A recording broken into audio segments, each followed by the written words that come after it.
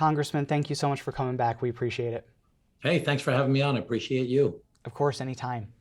So let's start with the Siena College poll that was out this week. When asked by the Siena Research Institute, about 40% of voters said that they would vote for Governor Kathy Hochul if she was the Democratic candidate for governor in November.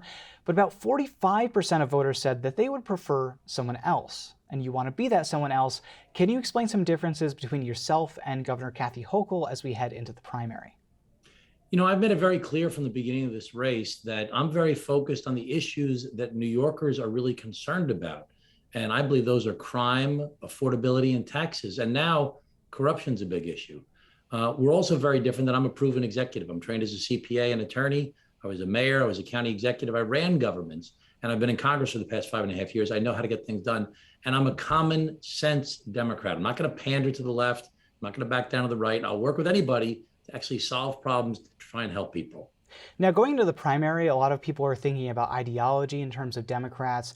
You get lumped to the right of Kathy Hochul, which I don't think is true on some parts. But how do you respond to those voters that may be thinking, well, they don't want somebody to the right of Kathy Hochul, they want somebody that is to the left of Kathy Hochul, or where she is ideologically right there? Yeah, I'm a lifelong Democrat. I was the New York State Environmentalist of the Year for the New York League of Conservation Voters. I have a 100% rating from the League of Conservation Voters. I have a 100% rating from Planned Parenthood, 100% rating from the Human Rights Campaign. I have an F rating from the NRA. Kathy Hochul was endorsed by the NRA when she was in Congress.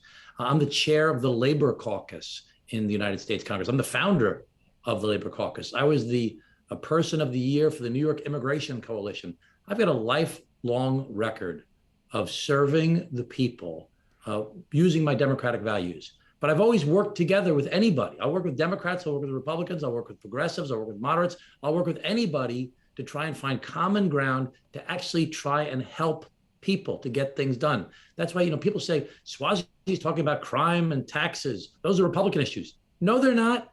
Democrats are concerned about crime and taxes as well. Right, they're everybody issues. Right. I'm not talking about these issues like it's Fox News. I'm talking about it from a perspective of a Democrat. But I know that that's what the people care about, and that's what I'm talking about. And as you mentioned before, corruption is now a big issue in this campaign, given the resignation of former Lieutenant Governor Brian Benjamin now. You have a new ethics plan out this week to clean up corruption in Albany. Can you tell me a little bit about it? Well, let me first start by saying, New York State's been declared the most corrupt state in the United States of America by the Washington Post. So I'm laying out a plan today with a whole bunch of different proposals to try and address some of the root causes of problems in New York State. Number one, the Buffalo Bills deal and the other hundreds of millions, billions of dollars of deals that were put in at the last minute to the budget to try and get everybody's vote. I'm saying that any expenditure over $10 million that is not included in the executive budget, the Senate's budget, or the Assembly's budget, anything added at the last minute has to go through a public hearing process. How can it be we're doing a $600 million bailout of the Buffalo Bills, the most lucrative deal with taxpayers' money in the history of the NFL, and there's not a single public hearing?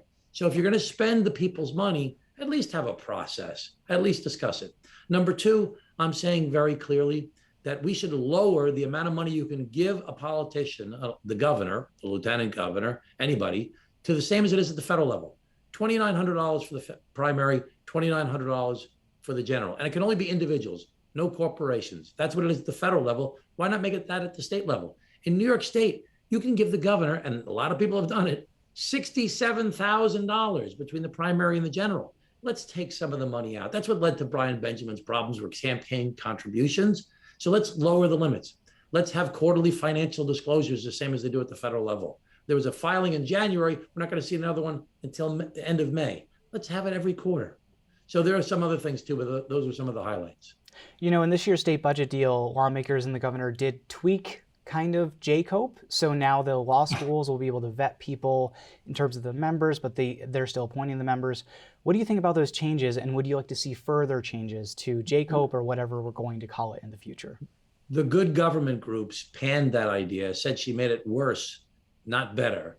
And I'm adopting what the good government groups have come up with. Okay, there's 7 groups that came together, like Common Cause and NYPIRG and Reinvent Albany and a whole bunch of other groups all came together and said, this is what we think you should do to address the problems with JCOPE. Let's have an independent ethics committee to review different issues that are not directly controlled by the governor and the state legislature, the majority of the state legislature. Let's make it a little bipartisan, and let's give a lot of say, and let's get some experts involved.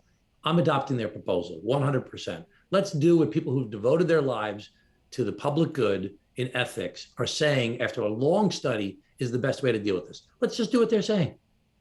Now, at the same time, a few weeks ago, the House Ethics Committee said that it is continuing an investigation into you over possibly failing to disclose stock transactions the proper way. I want to give you a chance to respond to that investigation because I know there is some behind-the-scenes information about it that may not have been made public during that release a few weeks ago. You know, this is the same thing that's been going on for some time. Every single year for 5 years, my 5 years in Congress, I filed an annual disclosure with all of my stock transaction, an annual disclosure complete. We reviewed it with the ethics committee before we submitted them every year. My accountant worked on it with them, and we did it every year. Recently, at the end of last year, they said, oh, you're supposed to be filing periodic disclosures as well. We said, well, we don't think we have to do that because all of my accounts are controlled by a broker. I have no discretion over it. There's no complaints about conflicts of interest or insider trading or anything like that. We've done the annual disclosures. They say, no, you're required under the law to do the periodic disclosures as well. We said, okay, we've gone back, we've filed all periodic disclosures, and it's just being reviewed by the ethics committee right now. So it's really not a matter that we didn't intend to disclose everything. We did disclose everything annually. We were supposed to do it every 45 days after a stock transaction. We didn't. We're doing it now. And any idea what those stock transactions are? Are those just, retirement stocks, or is there any more information that you can give people about that? There's a retirement account, like a IRA type, 401k type of thing. And then there's an individual account of money that I've saved over the years. My wife and I have saved over the years that we trade the stocks as well. And again, I have no say over it. It's all done by the discretion of a broker. All right, so circling back, we did talk about the budget a little bit before, but I want to circle back to negotiations during the budget. So if you're elected governor, you'd be presenting your budget address next January and then negotiating a budget sometime next March, April. I'm very excited to do that. Yeah, there you go. So how would your strategy look like for that? We saw this year's budget kind of very much behind the scenes, closed doors. Some of that was COVID. Some of it was just that people didn't want to talk to reporters and the public, which is everybody's prerogative. But how would you go about that budgeting process? I've been following Albany for decades, back from when I was mayor, when I was county executive, and now today. And there's a guy named Blair Horner who works in Albany for the past 30 years in different positions. He's the head of NYPIRG. He said this is the most secretive budget process he's seen the entire time that he's been up in Albany. And, sunlight is the best disinfectant. And I believe that the way to move policy, the way to persuade people to come along with your agenda is to be very public about it, to build a comprehensive plan and to try and bring the people along with you. And when you bring the people along with you, you can bring the state legislators along with you. I would be very public because I believe there's a benefit to being public because that's how you bring the public along with you to fight sometimes a recalcitrant legislature. Now, another item that was slipped in there at the last minute was changes to bail reform, which I know you've been vocal about in the past. These changes basically made some repeat arrestees more bail eligible and some gun crimes as well. It targeted hate crimes to some degree as well. How do you feel about the final result of that? Would you have made any more changes beyond what was made in the budget? I absolutely would have made more changes. The proposal by Kathy Hochul was completely phony baloney, and what they adopted was very minuscule and it'll have very little effect. You have to give judges the discretion to consider dangerousness of the people that come before them. That's what I'm saying. That's what the mayor of New York City is saying. That's what the commissioner of police is saying. That's what the chief administrative judge is saying. That's what the district attorneys are saying. That's what 49 other states in the United States of America have, and the federal government. New York State's the only state that doesn't give judges the discretion to consider dangerousness when defendants come before them. It's the number one issue, crime. You look at the polls. And I talk to people. People are being killed. People are being robbed. People are losing their businesses. People are getting beat up. People are traumatized for the rest of their lives. Crime is the primary responsibility of government. Public safety is the prerequisite to prosperity. Public safety is a prerequisite to enjoying life. And it's not being addressed. This should be all hands on deck, comprehensive approach. Let's fix this problem, discussed in a very public way. Now, as we talk about New York's crime problem, and crime seems to be on the minds of voters, I want to ask you about an end of session issue called the Clean Slate Act. So this would wipe criminal records clean for some people who have served their sentence and then waited some time after that. There are various proposals out there. Some say 7-year gap for felonies, 3-year gap for misdemeanors. There are other proposals as well. How do you feel about that proposal in terms of the Clean Slate Act overall, the idea of it? Well, the idea of the Clean Slate Act is a good idea in that you don't want people, especially with low-level marijuana possession offenses, for example, or some other low-level crimes, for that to haunt them for the rest of their lives when they're going to seek a job, when they're trying to get back into working in society and being a productive member of the community. You want to give them a clean slate after you know that they've kept their nose clean, so to speak, to move forward. So the devil is always in the details on every single one of these issues. It can't be that someone committed murder is given a clean slate.